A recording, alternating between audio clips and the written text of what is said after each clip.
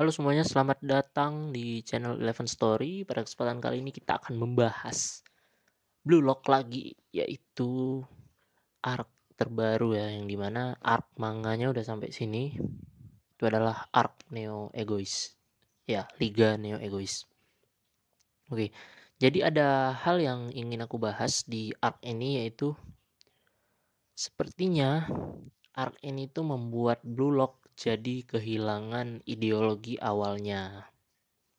Nah, yang dimana Blue Lock ini kan di awal-awal pernah bilang kalau misalnya dia itu lulusan dari sini, ketika gagal itu karir sepak bolanya tuh putus gitu. Istilahnya dia tidak akan bisa bermain di kompetisi sepak bola Jepang manapun. Ya Jepang aja nggak bisa main apalagi negara lain kan. Tapi kita nggak tahu, mungkin mau ke Liga Indonesia ya kan. Oke, jadi itu merupakan sebuah ancaman dan istilahnya bagi pemain bola, kehilangan karirnya yang dimana dia diberhentikan bukan karena performa tapi karena kalah dalam Blue Lock, itu kan sama aja dengan kematian gitu. Ya. Dan makanya Blue Lock ini disebut dengan anime sport yang temanya tuh survival. Karena taruhannya itu adalah karir.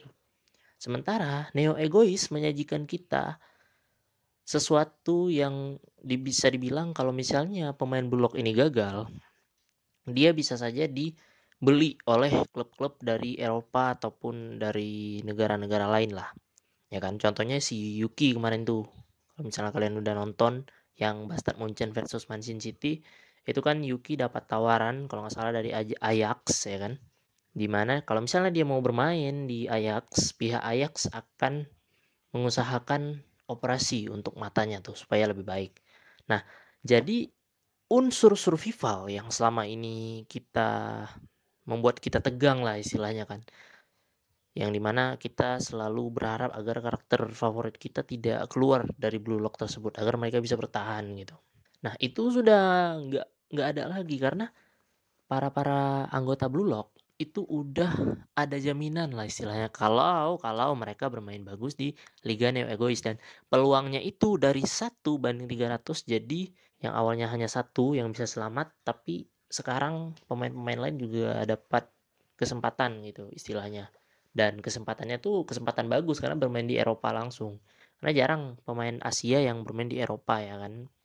Sebenarnya ini tuh nggak masalah sih, karena yang kehilangan tuh cuman unsur survivalnya aja, tapi keseruan dari Blue Lock tuh nggak hilang sama sekali gitu.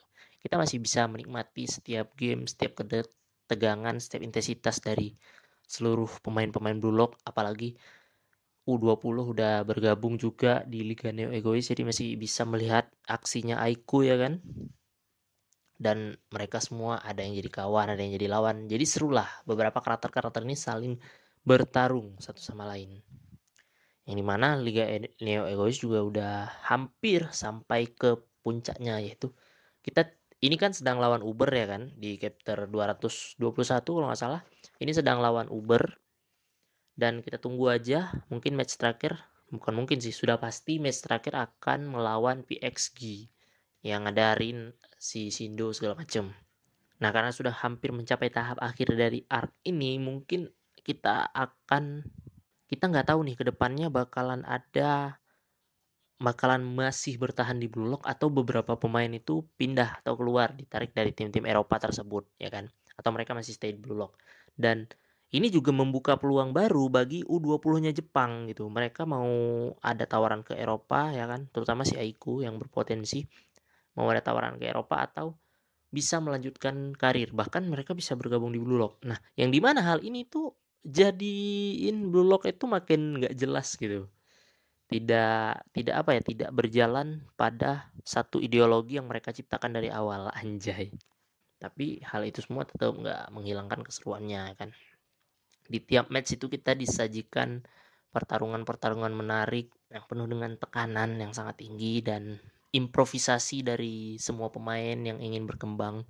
Tapi ada juga beberapa pemain yang nggak dapat spotlight, terutama ini kan kesempatan kita buat lihat Nishioka Hajime ya, Messi-nya Blue Lock. Dia juga cedera jadi tidak bisa. Jadi kesimpulannya adalah, apakah Liga Neo Egois merupakan arc terbaik di Blue Lock untuk saat ini. Aku rasa masih kalah ya sama arc-nya yang versus U20, itu masih lebih seru. Dan masih apa ya, masih memperjuangkan ideologi mereka di awal karena mereka ingin mempertahankan Blue Lock.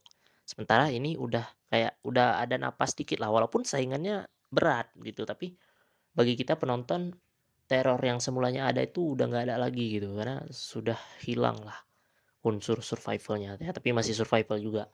Nah, harapan gue adalah semoga aja ke depannya Project Blue Lock ini masih dilanjutkan dengan semua pemainnya yang masih tetap stay dan mereka bersaing benar-benar jadi striker nomor satu ya. Jangan mengincar posisi-posisi lain lah. Kayak misalnya di Munchen gitu kan, kita udah lihat sendiri Gagamaru jadi kiper secara sukarela, nggak tahu ya, mungkin disuruh Noah, tapi men, gue sangat ingin gitu Gagamaru ya tetap jadi striker aja karena dia kalau misalnya kita lihat di soccer asli, di bola, dia itu kan mirip sama Haaland gitu. Jadi gue pengen lihat aksi-aksi Gagamaru sebagai ujung tombak untuk beberapa arc ke depan. Ya semoga aja Liga Neo Egois ini ditutup dengan pertarungan yang epic ya. Isagi versus Rin. Oke, seperti biasa. Dan ya, itu saja mungkin untuk kali ini. Terima kasih sudah menonton video gabut ini. Sampai jumpa di video-video selanjutnya. Oke.